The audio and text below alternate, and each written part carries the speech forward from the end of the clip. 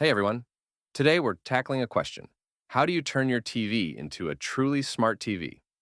The goal is to use what you already have, ideally low-cost gear, without buying anything new. After a ton of trial and error, I found what I think is the perfect solution. Let's break this down one by one. Every TV you buy these days claims to be a smart TV. They all come with some content provider baked in. Mine has Roku built in. Yours might be Amazon Fire TV or something similar. But no matter which one you get, you're locked into that ecosystem. And that usually means subscriptions. Honestly, it's not great. So let's look at some low-cost alternatives. First option, hook up a Windows PC. Turn it into a so-called home theater PC. Install some apps, and you're good to go, right? Nope. Here's the problem. To use a PC, you need a keyboard and mouse. The moment you pull those out, you've already lost. It's clunky, the user experience suffers. And don't even get me started on using a remote to navigate click, click, click. Way too tedious. Second option. Say you're in the Apple ecosystem. Can you use an old MacBook? I've got a 2017 MacBook Air right here. Short answer. Also no. Why not? The original OS doesn't support AirPlay from your iPhone. The system can't be upgraded high enough to get that feature. So, the experience is already compromised. And if you have to physically operate the laptop, how is that any different from the Windows setup? Now, there's a workaround I tried. You can install OpenCore Legacy Patcher and upgrade that old Mac to the latest Mac OS, which does enable AirPlay. I actually did this. It works. But here's the catch. When you try to sign into iCloud, Apple sees it's an old machine running a newer OS. Basically, it looks like a jailbreak. Apple won't let you sign in properly. So, when you try to AirPlay from your phone, it's not under the same iCloud account.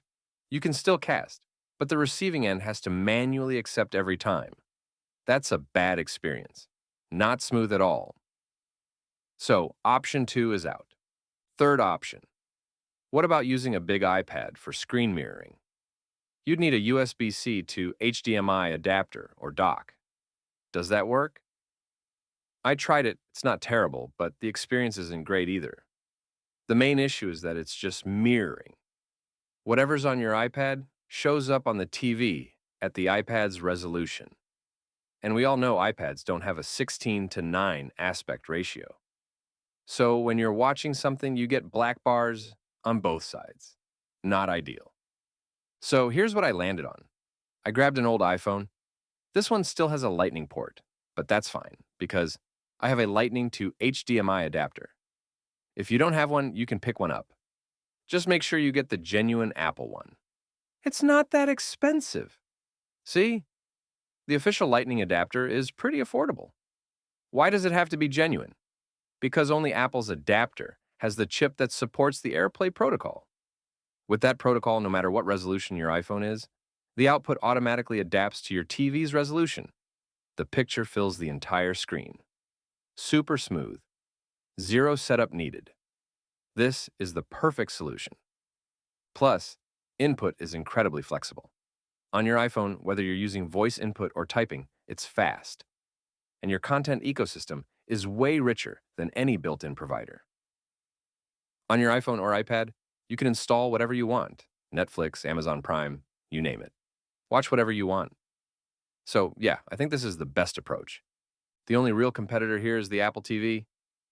Sure, Apple TV might cost a bit more, but if you already have an old iPhone lying around and you're willing to spend a few bucks on a Lightning to HDMI adapter, this setup is rock solid. All right, that's my secret hack for today. One more tip. You can mount your phone right next to your TV. I use a little mount for that. I'll drop the link nearby. And the best part? You can charge and play at the same time. Your phone never dies. This is the most elegant solution I've found to turn any TV into a truly smart TV. Hope this helps. That's it for today. See you next time. Bye.